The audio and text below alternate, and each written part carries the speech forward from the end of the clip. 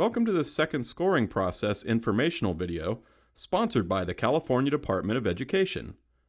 By the end of this tutorial, you will know the step-by-step process of second scoring for the CAA for ELA and the summative alternate ELPAC, and be able to access the data entry interface to enter students' second scores. Second scoring is the process of having another educator, known as a secondary test examiner, score the same student's rubric scored items simultaneously, yet independently, from the student's primary test examiner. The purpose of second scoring is to establish and evaluate the validity of the rubric scored items. The primary test examiner is responsible for administering the assessment directly to the student in its entirety. We recommend both of the test examiners should be familiar with the student and the student's preferred communication mode.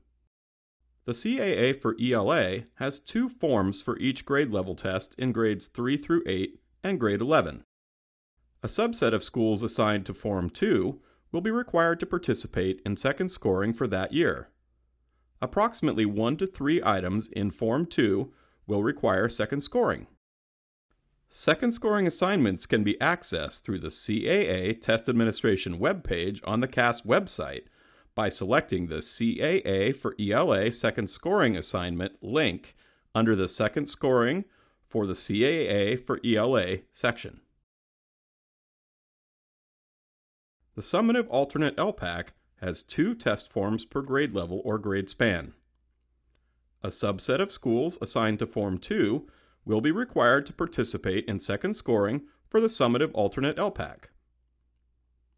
Approximately 8 items on each grade level or grade span test will require second scoring. Second scoring assignments can be accessed through the summative alternate ELPAC Test Administration webpage on the ELPAC website by selecting the summative alternate ELPAC second scoring assignment link under the summative alternate ELPAC second scoring section. Schools chosen to second score for the CAA for ELA or the summative alternate ELPAC will need both the primary and secondary test examiners to be present to score a student's live response to rubric scored items or constructed response items during the time of testing. Both the primary and secondary test examiners must go through the same training for test administration and scoring. All test examiners administering the CAA for ELA must complete the CAA Test Examiner tutorial in the CAASPP ELPAC Moodle training site and receive a certificate of completion before administering an assessment. It is the responsibility of the LEA CAASPP coordinator to monitor completion rates of the tutorials. Both the primary and secondary test examiners of the summative alternate ELPAC must complete the summative alternate ELPAC administration and scoring training, or AST, provided in Moodle.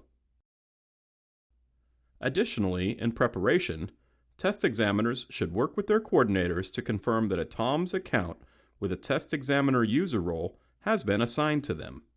They should also download and review the relevant Preparing for Administration, or PFA, document, which can be accessed through TOMS and on the CAA Test Administration page for the CAA for ELA and the summative alternate ELPAC Test Administration page for the summative alternate ELPAC, as well as the secure Directions for Administration, or DFA, which can be accessed through TOMS.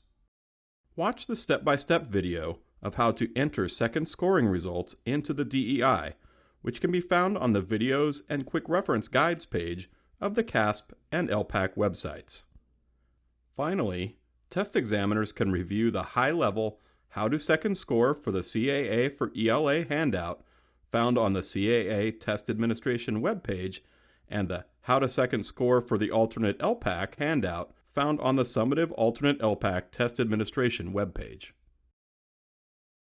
Items requiring second scoring will be identified with a double checkmark second scoring icon. During testing, as both test examiners observe the student's response to the rubric scored items, they will score the student's responses using the rubric provided in the DFA. Remember, the second scores should reflect the secondary test examiner's independent judgment.